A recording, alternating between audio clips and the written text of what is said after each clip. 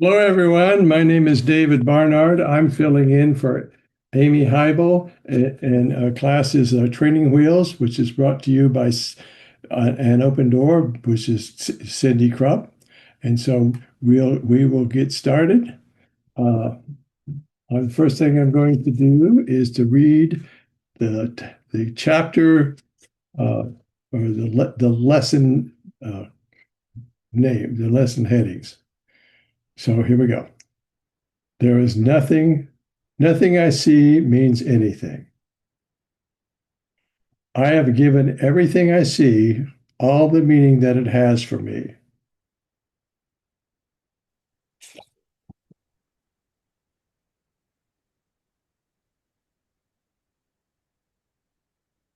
Sorry about that. I do not understand anything I see. These thoughts do not mean anything. I am never upset for the reasons I think. See, I never noticed that it said reasons, and I just thought it said reason. So that's a new thing for me. I'm upset because I see something that is not there. I see only the past. My mind is preoccupied with past thoughts.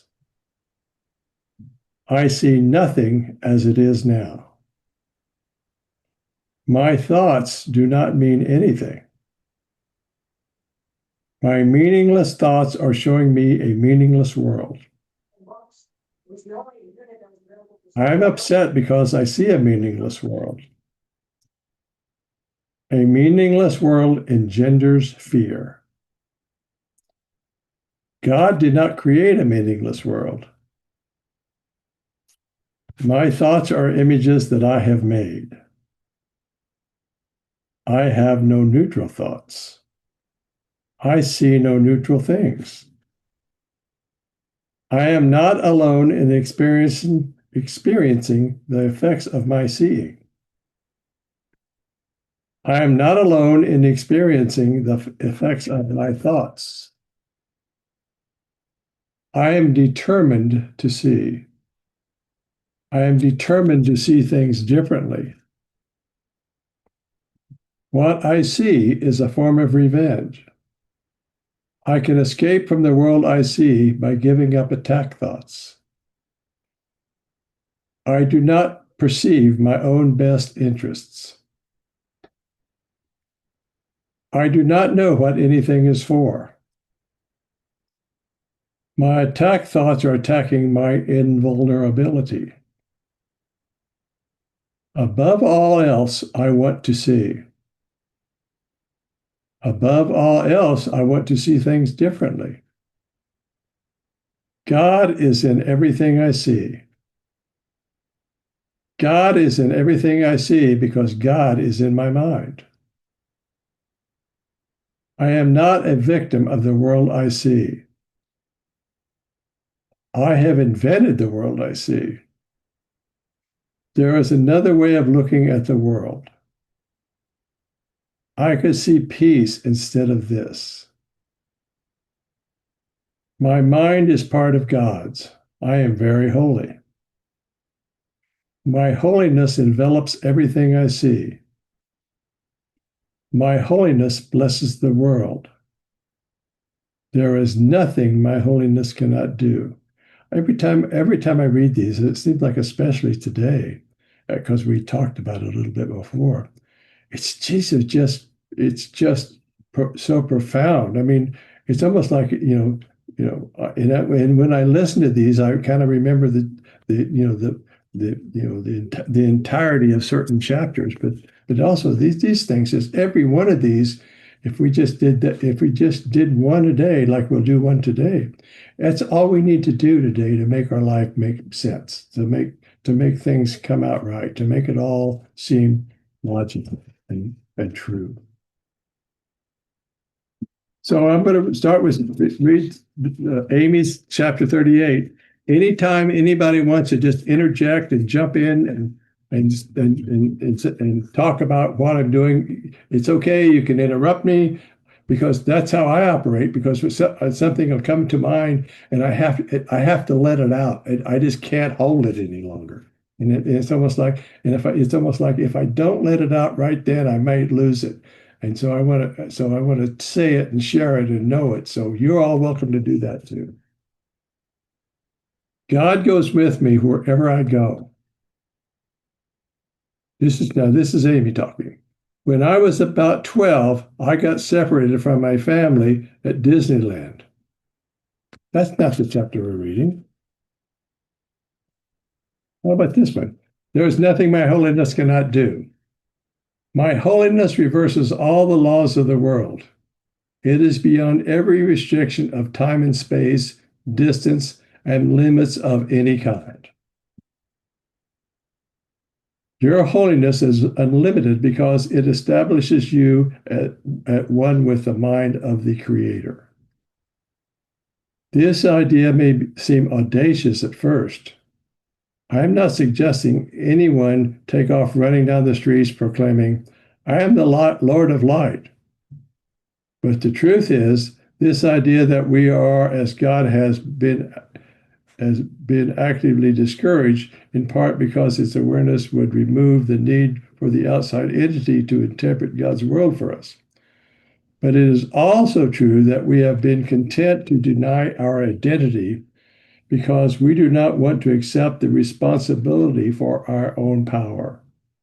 I was just in my morning meeting this morning. I was just thinking about that. We are very holy, and it's a responsibility to live that holiness and share that holiness and be that holiness. It's just like, okay, that's who I am. Live up to who I am. Go on ahead. The power of God is expressing itself now through you. It expresses itself with every thought, every feeling, and every relationship that is experienced. My holiness envelops yours because we are whole with Source. So both of us recognizing our holiness is a blessing to the world. And make no mistake, the world cannot help but acknowledge our recognition because it is one with all. Oneness is not a half-truth. It means all the time, everywhere, now. Our limited perception denies this lesson. If I use my power to acquire an earthly fortune for myself while I watch others suffer, I would be denying my oneness with you. If I believed my body was the sole arbiter of my reality, I would be denying my eternal nature. Yet who has not heard of bodies that experience spontaneous revision from disease? Who has not heard of near-death experiences in which people return with overwhelming love and acceptance? Scientists have studied this experience and can offer no rationale for them. They transcend our current thinking, but these who have had such experiences say they are real, more real than anything else. They have a sense of knowing beyond the thinking mind. Today's lessons offers release from limitation, even if you cannot accept the words while with your thinking brain. Try to experience them with a feeling heart. So let's do one of these 5 minutes now. Take your seat and close your eyes. Gently place your awareness on the breath. You may notice with each out breath, the body relaxes a little more. Let any stress you are holding flow out with the out breath. When you're ready, allow your thoughts to arise. Notice any thought that brings in happiness, loss, or fear. Then say in your mind, in this situation involving the car, my job, my partner, my health, in which I see myself, There is nothing my holiness cannot do.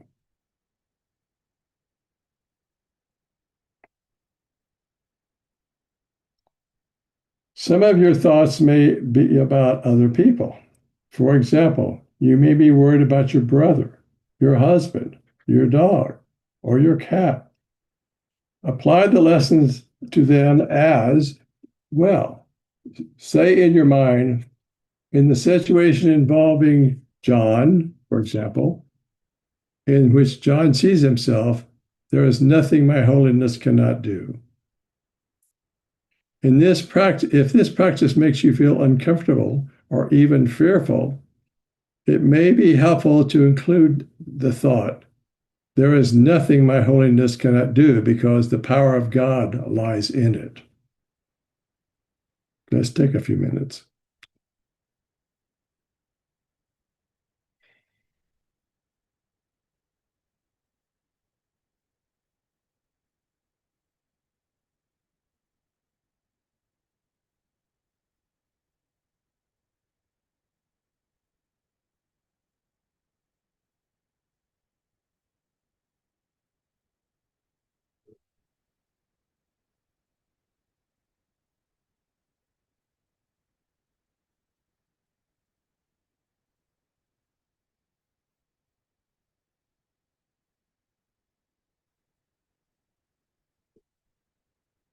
Coming back. Why would one feel fearful about this lesson? Because the personal mind benefits from your helplessness. If you are helpless, your connection with Source must be limited. The ego wants you to feel limited because it wants to be in control of your mind. The purpose of today's exercise is to instill a sense of your own unlimited power. You cannot know this power if you do not believe in it. Remember, A Course in Miracles wakes us gently. You are not required to have a near-death experience or become deathly ill. You are asked to try, to trust, and to have your own experience of the truth. Feel good about yourself today. You are not overstepping any bounds here. You are merely recognize your inheritance. You are love in form. You are sovereign. You are very, very capable.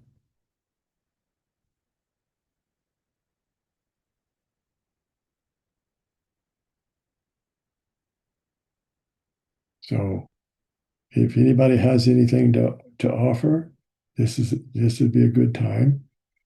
One of the things that just came to mind is I am free because I am as God created me, and God created me as holy, only love, and that is who I am. All I have to do is be willing to recognize who I am.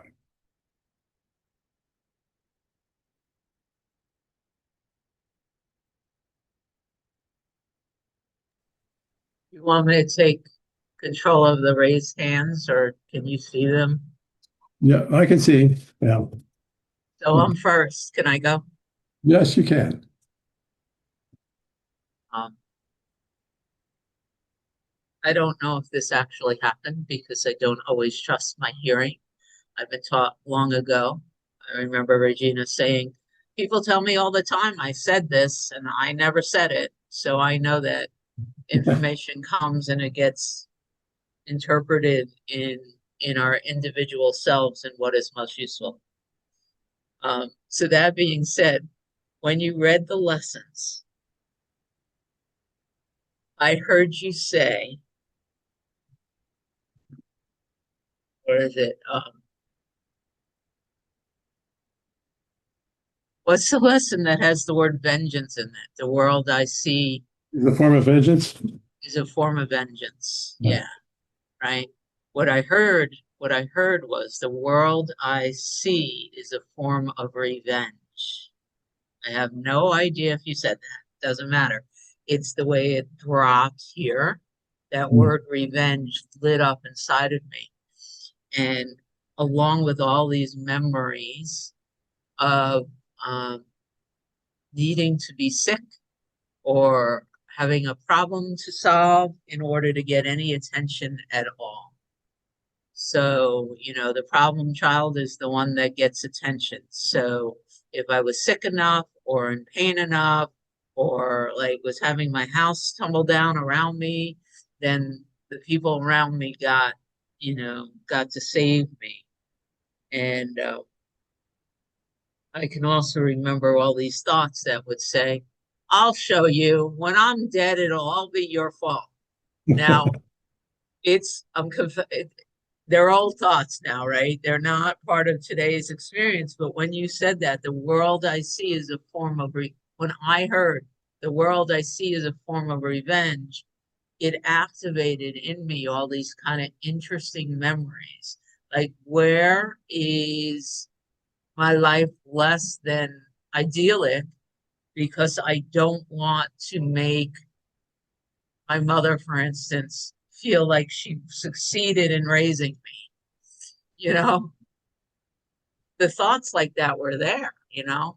And Mhm. so it activated a whole bunch of old stuff that is just rising to the surface, you know, and for that I'm very, very grateful.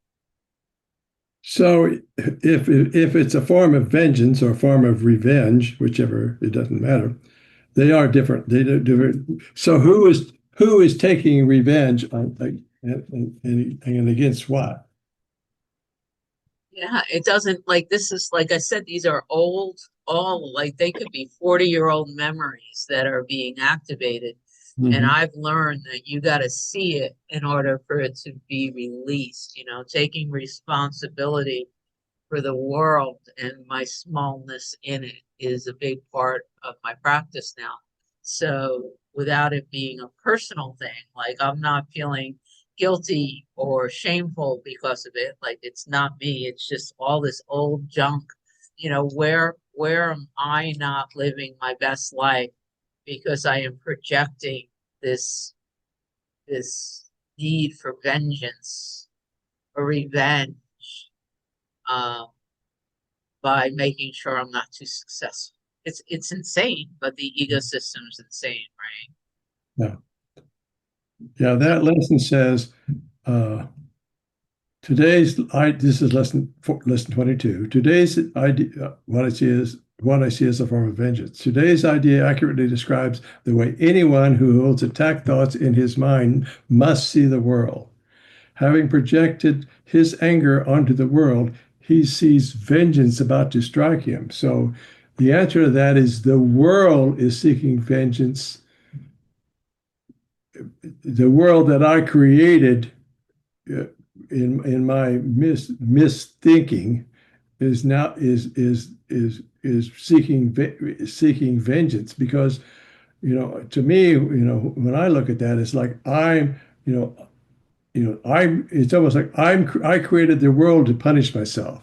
I created so the world so it is a form of vengeance that I created that's coming back to bite me in the butt. The other thing I want to say before we could give the mic to Rana is, again, what I was saying before we hit the record button. These last 3 or 4 weeks, whenever we started the holiness lessons, you know, beginning with my mind is part of God's, I am very holy, and up to this point, more and more is just the willingness to practice continuously throughout the day with all the little subtle thoughts that used to go by as simply believed. Um, I've just noticed the desire to stop and say, you know, and I've been focusing mostly on this lesson, you know, in regards to these worry thoughts about my daughter, in regards to this judgment about my mother, relationship to these service areas that are ghosting me, trying to get my car fixed. Car. There's nothing my holiness cannot do. It's literally just like training the mind to be in that state of meeting whatever's going on in a so-called outer world. Now you know, I'm going to incorporate those two lessons, this idea that the world I'm seeing is a projection of an inner need to stay small, vengeance, revenge, whatever you want to call it, And I am choosing instead the Holy Spirit and my holiness to shift the world while taking responsibility for the projections that are coming back to me. So that's what's going on right now. All right. But I'm so grateful for the way that dropped and activated that whole thing and my willingness to say, no, no, no, no, no. I want to hold, it came up in my diet this morning, this realization that I am never meeting my mother in the present moment. Like every time she and I speak, our entire 62-year history just lights up. And my response is not the same response I would have with anyone in this room. My response is conditioned and colored by revenge, vengeance. Do you know what you did because of what you did to me when I was 3 months old? I've never been right. Therefore, I'm not going to just like whatever. It's not, well, the conscious, it just comes up. The willingness to give every one of those thoughts as soon as they come up to my holiness, as opposed to continually using them to justify any level of smallness. There's not, rumor has it, David, there's nothing my holiness cannot do. I don't think it's a rumor. All right, It's a I'm done done for now. deal. Rana, Good morning. Thank you so much, David, for taking the meeting today. And I want to say that as you were going through the lessons, I very much enjoy the intonation of your voice as well. It's very soothing. And I enjoyed that experience. I was grateful when you paused in the middle of reading the lesson out of the book and said, let's just do this right now. You know, right here, right now. What's going on right now? What are these thoughts? And I feel gratitude for the willingness to show up here every day because it does feed me with what I need to get through any 24 hours. The most important, or the first pointing for me that was really important, was this sentence. Even if you cannot accept the words with your thinking brain, try to experience them in your feeling heart. And what a great reminder, right? With the, the day has started here, been up for a few hours. Things are going on, nothing out of the ordinary, really, just stuff. I've got some guests coming into town in a couple of days to stay with us. So there's that little sense of a buzz going on. What needs to be done? What needs to be fixed? What needs to be cleaned? Those kind of things. And to have the ability to just watch that rather than be drawn in by every little thing, to be able to consider, does that need to be done? Is that something that is worth, your time or your energy? Just slowing down and not trying to multitask. And the first pointing that is for dropping into the heart. When I recognize that there's this 18-inch space seemingly that needs to be moved through, that's where the pause happens. And I kind of get that perspective of what's really going on here. And so as you paused and said, okay, let's consider this. In that silence, I was able to see the thoughts arise that I thought Rana needed to do something about. But what I'm pointed to is that it is my holiness that will guide the way. And as always, everything that needs to get done will get done. That's supposed to get done will get done. Right now is the perfect moment to sink back and just watch. It's just crazy. The mind creates problems. Cindy said that. I'm very grateful to hear that again this morning. Yeah. And it tells me very succinctly that as I learn truth and apply these practices, there is that voice now that is fighting back, is what I've been hearing in the last couple of weeks. It's not even with words, it's a clench, right? As I move into, the thought, oh, there is nothing my holiness cannot do. There's kind of this little edge of like bullshit, and I'm noticing that. And I'm allowing that to be there too. Nothing needs to be done about that. But I also have so much gratitude that I can come here and say what I just said to you guys, and you know what I mean, right? There's no problem there, but the mind, it's doing a little double duty.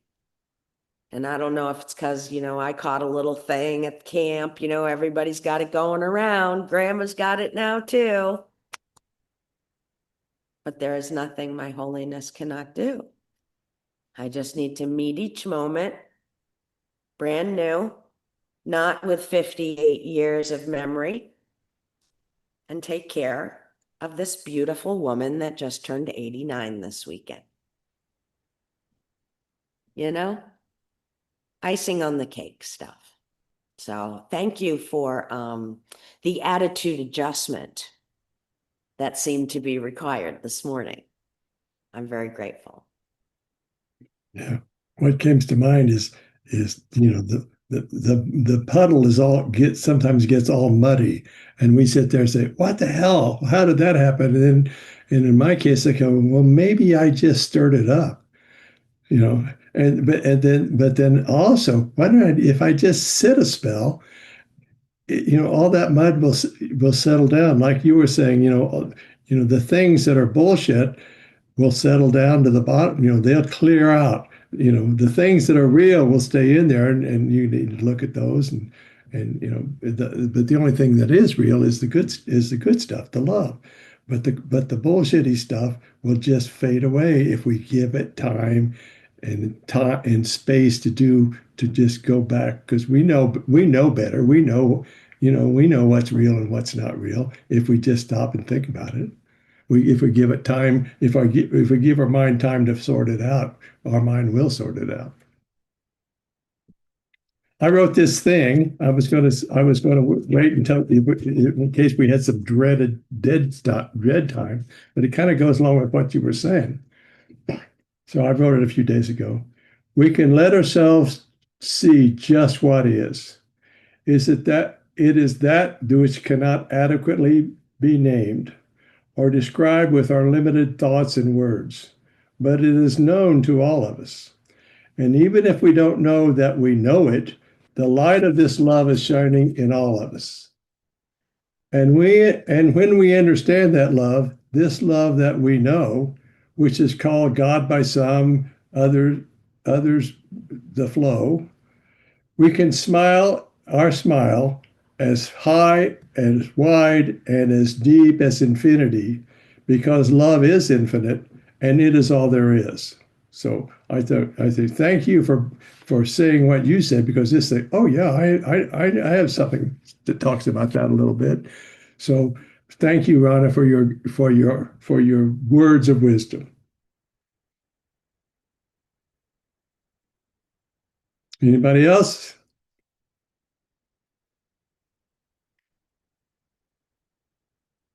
My hand's up again. Okay, sorry. As I was listening to Rana, I was reminded that I've been holding Helen Hamilton's voice in my head almost continuously. We watched a clip, I don't know how many weeks ago, where she was talking about standing still as self. And that few minutes had a profound effect on my ability to stand still when it appears like the world is real and is hitting me at all edges. I think at one point in that clip, I know at one point in the clip, she said, I made the decision. I didn't even, she was like, my life was falling apart so drastically that I think I didn't tell anyone but the cat, if I remember right. That's what she said, because I felt like such a fraud and a phony. I wrote it down and I told the cat, I'm going to stand still as the self. She's like, every part of her life was falling apart, her health, her finances, her relationships, everything. And she just made the decision somehow, or the decision was made that the truth is true. She's going to stand still as the self. And she continued to tether to that. And slowly and surely, her life experience began to project as that. Not that the world doesn't continually do things, but if the world does things and there's no stuff here to hit, so what? So it activated for me. And if we have time and you want to, David, I could see how long that clip is if it feels appropriate. I think it does. I mean, I'll look for it. what we're here for, to bring things to the table. So I'm ready whenever you are to do that. I'll look for it. But meanwhile, Yeah. there are people here that tend to talk and they're not talking. I know. I want to know how Patricia's doing. I'm going to call you out, my friend. My goodness, called out. Good morning, everybody. Good morning. So good to see you. Richard, you're smiling at me. I love it. And good morning. Good morning, David and Barbie. And Rick, you keep joining us. I'm so glad about that. How am I doing? I'm doing all right. I think staying still is the best thing to do. I love it. It really is helpful. I would love to see because my world seems to be falling apart. So I would love to see that clip. Thank you, Cindy. Do I stay in Mexico or do I go back to the States? I don't know. Once again, I don't know. So that is where I am. I don't know. So I went to this place in Mexico, and I am going to get an evaluation, and I will go on from there to see if all is well in my brain. So I will let you all know. Thank you. Thank you for asking, Rona. I so appreciate it. Thank you. I feel touched. Thank you.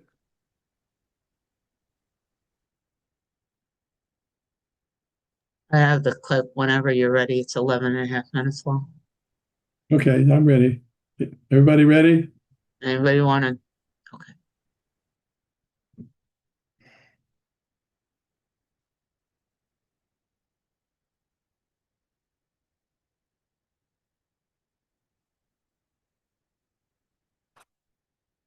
Last but not least is James. Hello, Helen. Hi. I raised my hand with I would call it a somewhat impersonal question, and sitting here since I raised my hand, this attitude came up that that's not good enough. Why are you interested in this question? And then this nervousness started to build in my body, and then I heard you say to Saima that maybe you haven't realized there are no other beatings, and the nervousness started to subside. How many beings are on this Zoom meeting?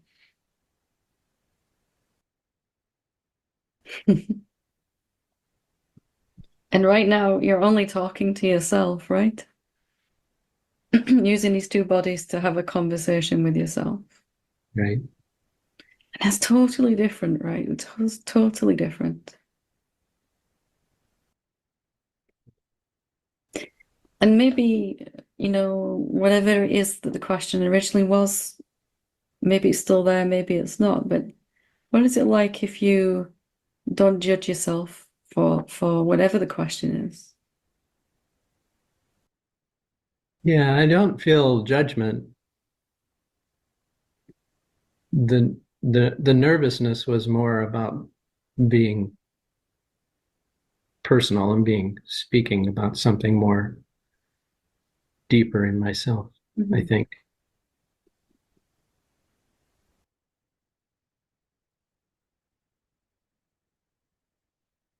So the impersonal question was a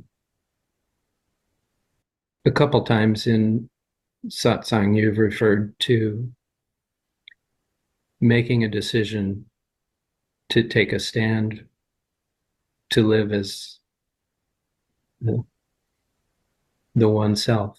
Mhm. And so I wanted to ask if you could elaborate on that decision and how it came about and how it manifested in your life. Through absolute sheer desperation, jealousy, anger, shame, a whole lot of fear, a whole, I don't know, maybe 5 or 6 years of trying to fix the problems of an imaginary self that were just endless. And I seen that the more I tried to fix that, the more, and they were all awakening problems. They were all spiritual problems by this point, The worse everything got in my outer world, it became abundantly clear that trying to get rid of someone who doesn't exist was not working. And I'm laughing now, but I was, crying and beseeching anyone that would listen for help. And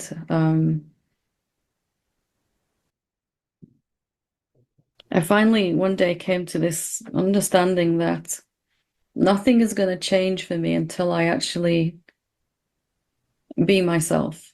I was waiting to be myself until everything changed.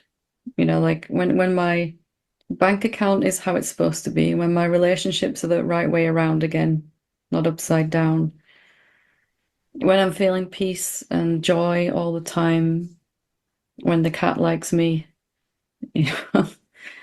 when I can pay my bills, when the landlord is nice to me, then and only then will I stand as the self. That will be the evidence out there.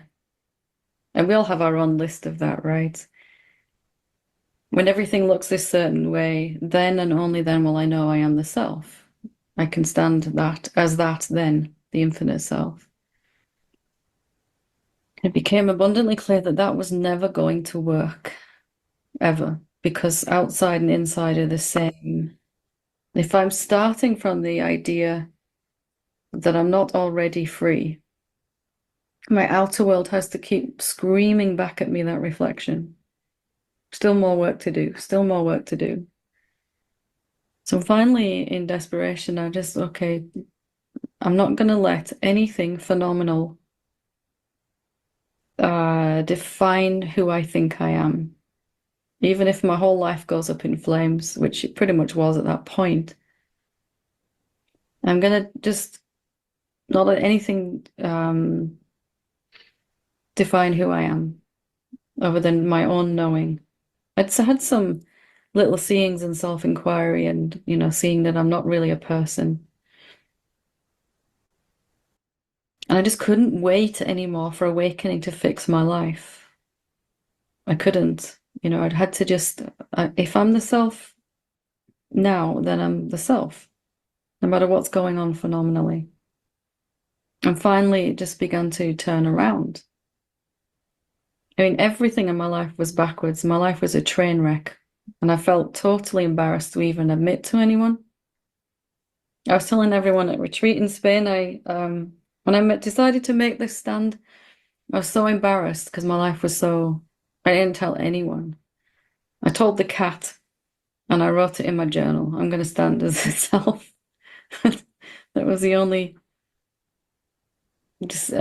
thing I could admit because I was too embarrassed. Who on earth do I think I am to make this decision? But it just arose inside. I just could not keep trying to fix these. You know how it goes, right? And there was suddenly this fire that was just getting hotter and hotter inside. Like this is not working. I have to find another way. And finally, there was this thought one day of, what if all this never changes? What if I take my last breath in this body and it still hasn't all righted itself? Am I going to leave this body and have the death experience again and have to start all over again? Game over, reset, you know? And I just couldn't stand the thought of that. Can you feel it inside? It's like, now I have to. Now I'm going to, whatever happens, I'm going to be as strong as I can in that conviction. And life tested me with a few things, threw a few, that's hard to say, curveballs at me. But something inside was suddenly using that. No, I'm even more determined. Everything that came at me, but it was fuel for this fire inside. And everything just started to turn around from there, slowly at first. But I didn't care finally about my outer circumstance because finally I felt authentic. I was being myself and I had a sense of self-esteem that began to build again, slowly at first. But suddenly there was this confidence coming back again. And then tell anyone that will listen that don't wait for life to change before you say who you are. It's true now. Whether you admit it now or in 1,000 years in a different body, it's still going to be true. You can never have the peace, love, and joy and the abundance that we want while we're starting from the idea that it's, I've still got some work to do before I'm free. You can see it, right? They're caught in that loop. It's going to go on forever like that.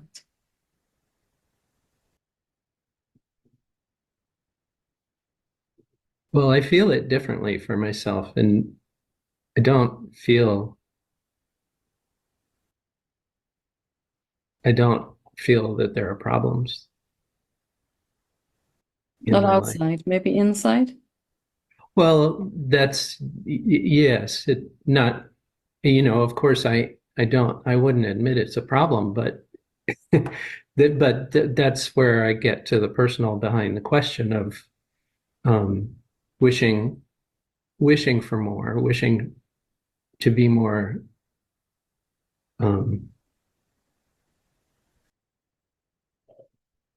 to be deeper in the understanding and to be more reliable in it. What if Yeah. What if you can't achieve that? What if instead you just decide to focus more on that which is already deeply, deeply free? Yeah, I think I heard that in your response earlier today.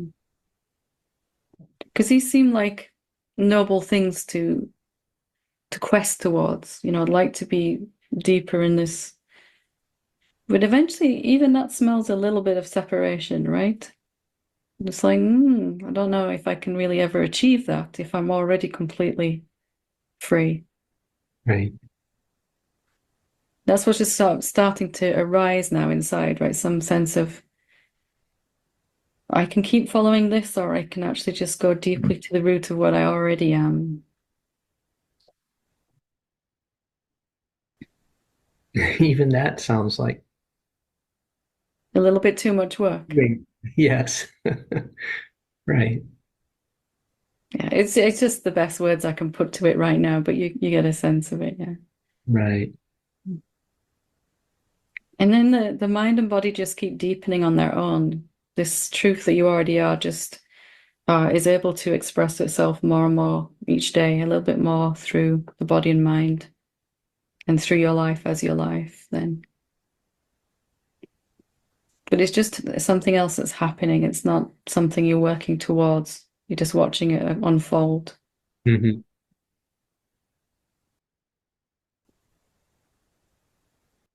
Good. Thank you. Thank you. Wonderful. Good to talk.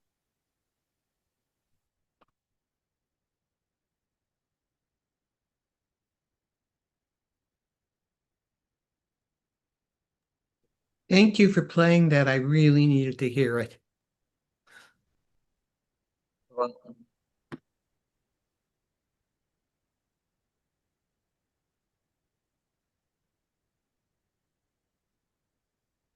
If anyone chooses to come on Thursday for Finding Truth Anywhere, we're doing it Helen Hamilton Satsang, and the decision dropped to do it a little bit differently than we normally do Finding Truth. We're going to listen to the first 20 minutes of that recording together. She goes through a very specific exercise, eyes open exercise of being aware of both the form and the formless at once. And it's so powerful that why should we just talk about it when we can experience it and then talk about our direct experience? So that's the current plan.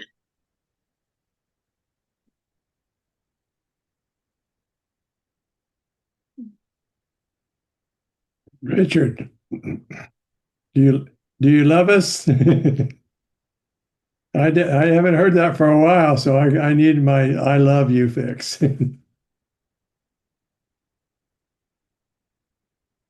You're still muted. Hi, There you everybody. I love you all. I'm experiencing welcoming, embracing, and loving allergies. So I'm dozing off every once in a while. So love you all. Have a great day. Thank you, Richard. So happy that you're here. When I was listening to Patricia, I had this thing I wrote the other day, so I'm going to read that. When I turn myself on, I'm a radio, but too often I have trouble finding the right station.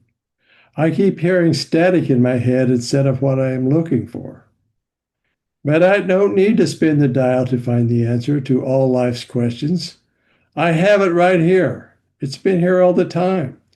I can let the sweet music of awareness find me, and it will in total surround sound. So just sit, listen. It's all the answers are right there.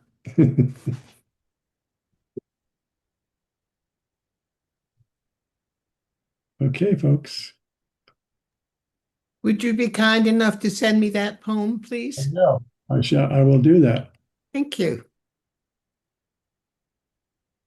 You can also send it to me and I'll upload it to the blog. Okay, I'll send it to both. Originally, this hour was supposed to be 30 minutes, so we don't have to force an hour if we've shared everything that is here for us to say. It's all so divinely perfect. Okay, I'm good with that. Is everybody pretty much content as with what? Is there anything unsaid that just burning a hole in your brain? You got to let it out. Or is there anything you desperately don't want to say?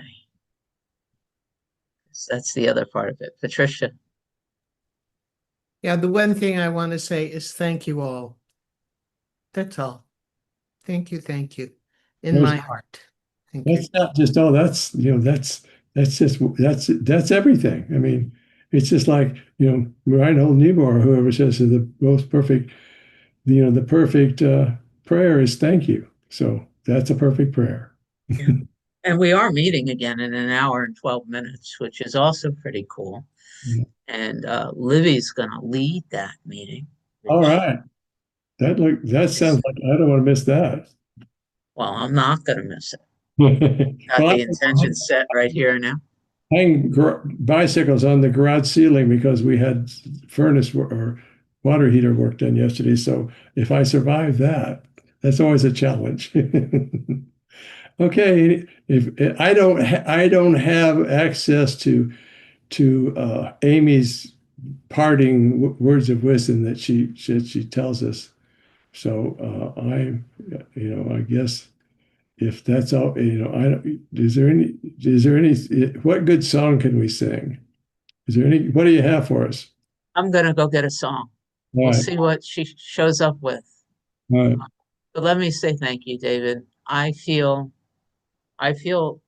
shifted and more open and expansive in everything that I could have possibly needed or desired to stand still as the self was provided here, and I'm just really, really grateful. But go ahead, let's ask Barbie to talk while I go find us a song. All right, Barbie. Well, you voted me out. Well, I'm glad that you taught this lesson because it awakened some things that have been sitting inside me. And I just loved it. I took a walk around the block earlier today. The block is 7 blocks long. And the dog greeted me this morning, so I was glad about that. But I'm just glad I'm here and just listening and taking it all in. And I love you all. Thanks. That's great. I mean, so what I keep thinking when I've learned, we have everything, that we need nothing. We have all the answers, and it's just it's like anyway, we need to move the rocks out of the stream and let the flow keep going, because it's always flowing.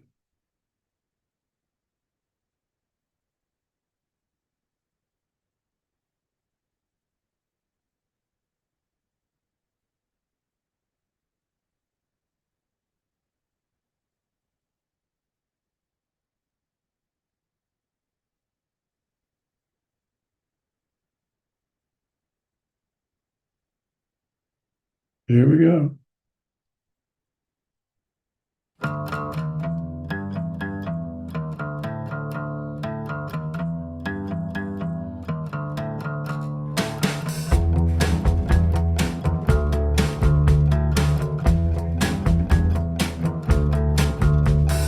Come as you are, as you were, as I want you to be, as a friend,